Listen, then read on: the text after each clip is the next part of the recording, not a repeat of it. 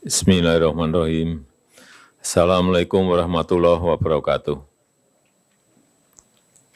Selamat sore, salam sejahtera bagi kita semuanya.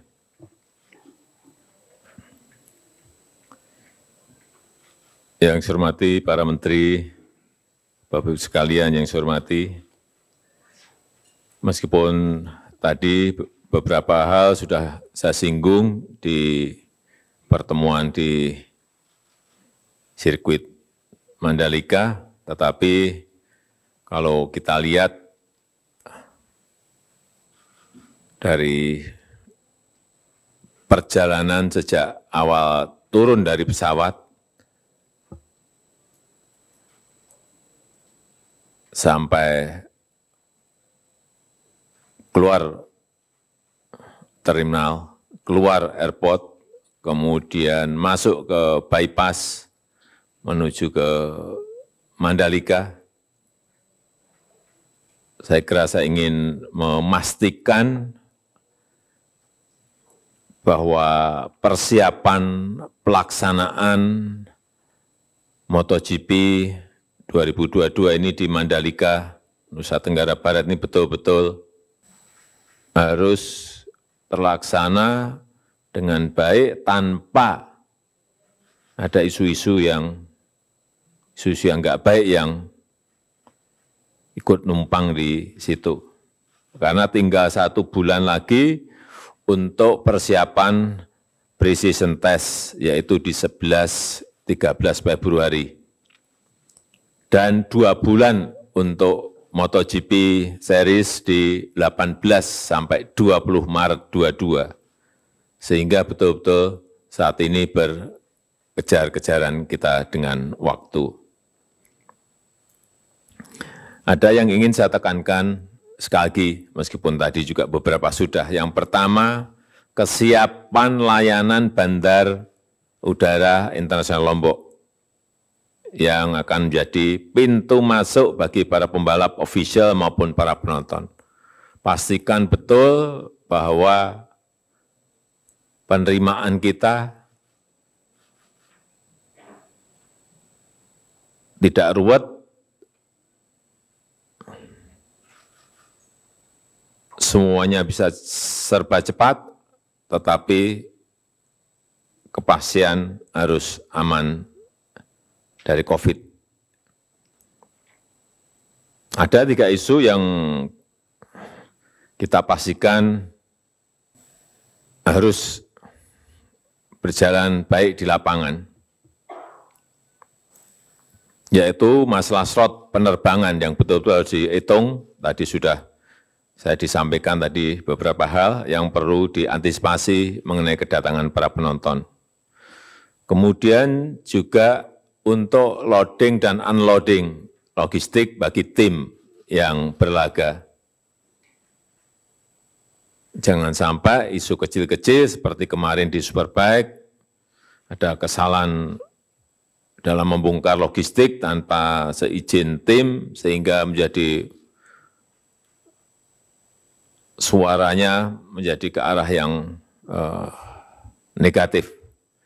Kemudian yang terakhir mengenai kelancaran selama di bandara, mulai dari imigrasi, mulai dari protokol kesehatan, mulai dari bea cukai yang ada di sana.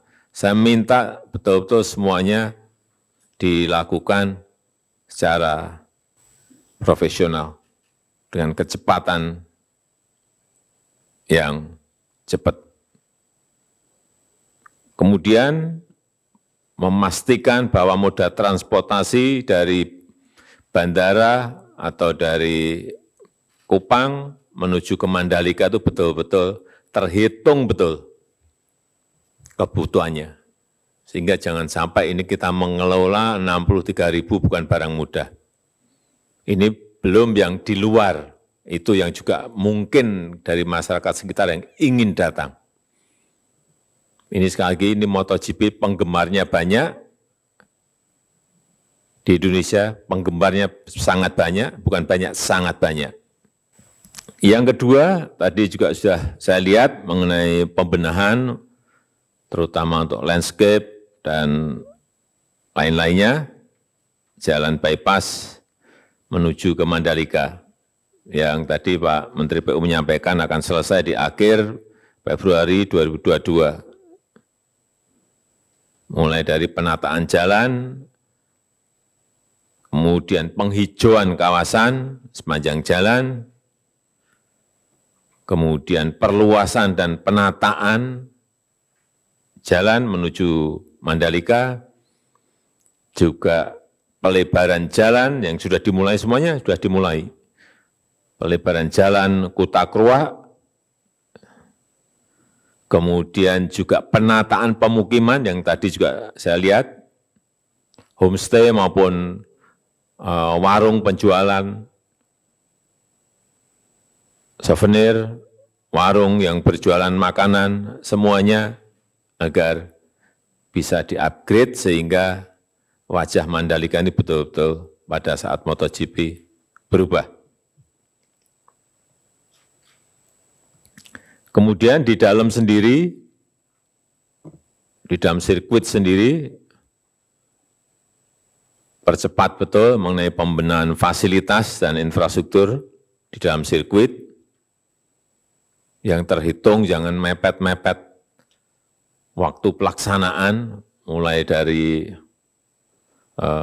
Royal Box, Paddocks, maupun Pitbull, bagi pembalap dan official tadi juga sudah kita lihat. Kemudian di dalam yang kemarin masih kelihatan agak bermasalah, meskipun ini sudah dikerjakan juga, sistem drainase yang menampung kalau ada curah hujan yang tinggi, ini juga hati-hati. Jangan nanti ada alasan karena curah hujannya ekstrim, berarti nggak siap sistem drainase kita. Kemudian pembangunan tribun penonton, jangan ini waktu sudah mepet, jangan mepet-mepet, segera bisa dimulai, sesegera mungkin lebih baik.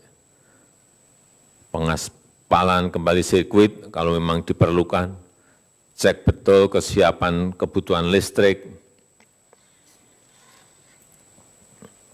dan mengenai relokasi keluarga yang masih ada di dalam kawasan, kalau masih ada, saya tadi sudah disampaikan sudah selesai semuanya. Nah, yang terakhir, untuk kesiapan fasilitas penunjang seperti hotel maupun homestay, restoran, hati-hati. Kemarin waktu Superbike ada masalah yang berkaitan dengan makan, dengan warung maupun restoran yang kurang. Ini betul-betul tolong disiapkan dan dihitung betul. Fasilitas penjualan souvenir, UMKM, ini yang melibatkan pengrajin-pengrajin yang ada di NTB dan provinsi yang lain. Termasuk promosi destinasi wisata mana yang bisa dikunjungi setelah atau sebelum MotoGP diselenggarakan. Saya rasa itu sebagai pengantar yang bisa saya sampaikan. Silakan Pak Menteri PU atau Menteri yang lain.